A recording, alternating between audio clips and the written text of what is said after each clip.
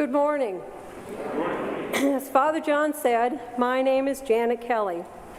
And during this stewardship season, and today on All Saints Sunday, I am deeply moved to be able to tell you my experience of receiving and sharing God's healing love.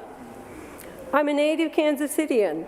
I grew up a few blocks north of here at 60th Terrace in Pennsylvania. I attended William Cullen Bryant Elementary School at 57th and Warnell Road and Second Presbyterian Church at 55th and Oak.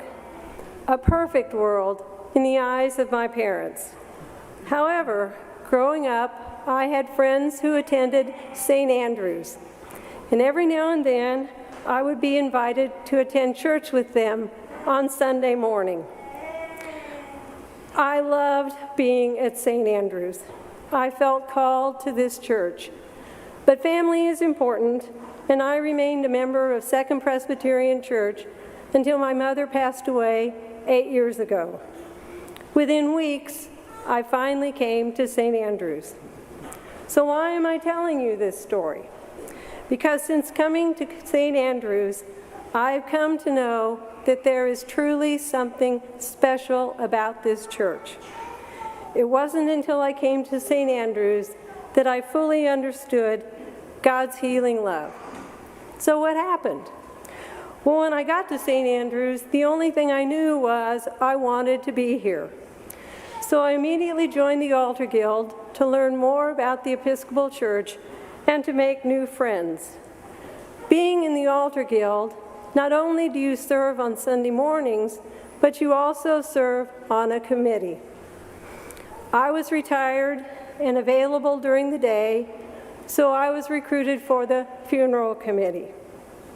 Funeral sacristans set the altar for the service, tend to other duties as needed, and assist the family in the jewel room prior to the service.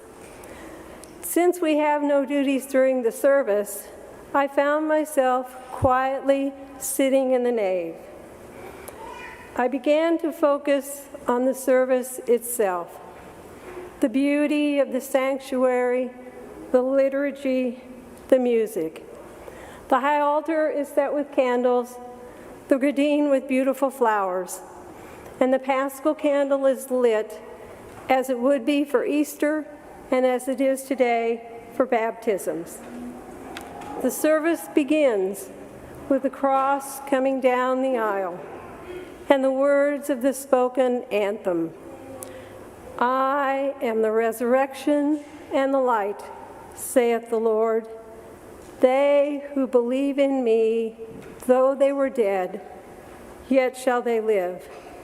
And whosoever liveth and believeth in me shall never die. A gospel is read. For example, John 14, 1 through 3. Jesus said, "Let not your hearts be troubled. Believe in God, believe also in me. In my Father's house are many rooms, and when I go and prepare a place for you, I will come again and will take you myself, that where I am, you may be also." Hymns are sung, including "A Mighty Fortress is Our God," and as we sang today, "For all the saints who from their labors rest." The service ends with the committal and the spoken word. Rest eternal grant to them, O Lord, and let light perpetual shine upon them. May their soul and the souls of all the departed, through the mercy of God, rest in peace. The more I participated and the more I listened, I knew I was experiencing something special. God's healing love is a perfect love that casts away all doubts, fears, and anxiety.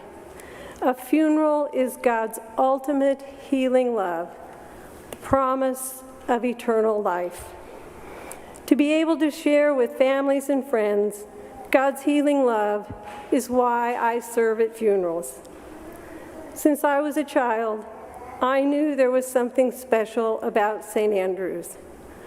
I am indeed blessed to finally receive and share God's healing love. Thanks be to God.